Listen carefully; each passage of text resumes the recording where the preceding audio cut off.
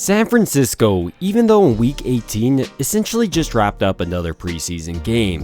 And while this game had little to do with the standings, I think we learned a lot about San Francisco in this Week 18 loss. Starting out on the offensive side of the ball, even without CMC, San Francisco with Elijah Mitchell and Jordan Mason were able to dictate this running game.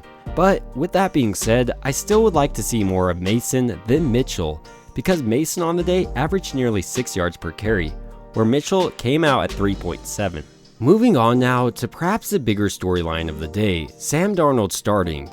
He looks like a completely different quarterback than at his past destinations. He operated Kyle's offense effectively and definitely won himself a contract with his performance today. More importantly for San Francisco though, Darnold is a clear upgrade over Josh Johnson, and if Purdy goes down, the offense still appears to be effective.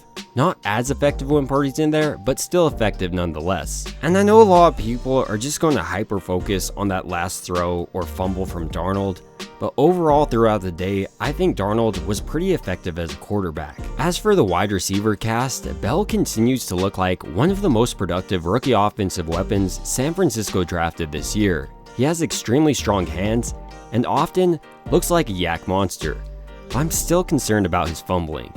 Another player that really broke out today and had his first catch of the season was Chris Conley. He did have that drop later on, but his speed is evident. The day wasn't full of just positives though. Jake Moody, who really struggled early on in this year, struggled again today. Not exactly what you want to hear headed into the playoffs where games are going to be a lot closer. He missed a field goal as well as a PAT.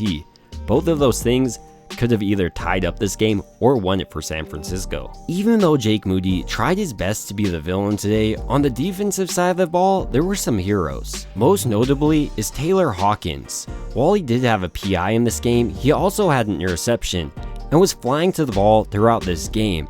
And he's also at the position where San Francisco definitely needs a depth, safety. Hawkins wasn't the only player that really stood out on the defensive side of the ball for me. I was also really impressed by Robert Beal Jr.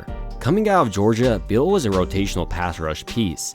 And on his sack today, his 4.48 speed was on full display. The best part for San Francisco though is Robert Beal Jr. is still a rookie, and with more time in Chris Kaceric's system, I expect him to just continue to grow. He has all the physical tool sets you want out of a pass rusher. Alongside Beal on the defensive line, the new addition, Sebastian Joseph Day, finally looks more comfortable in the system, having several run stops on the day.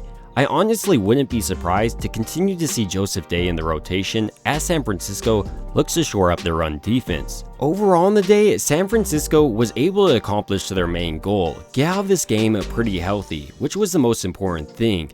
But overall, these are just my initial reactions and some players that stood out from this game, and I'd like to hear yours down below. It would also mean a ton to me if you liked and subscribed. And as always, I hope you guys have a great rest of your day.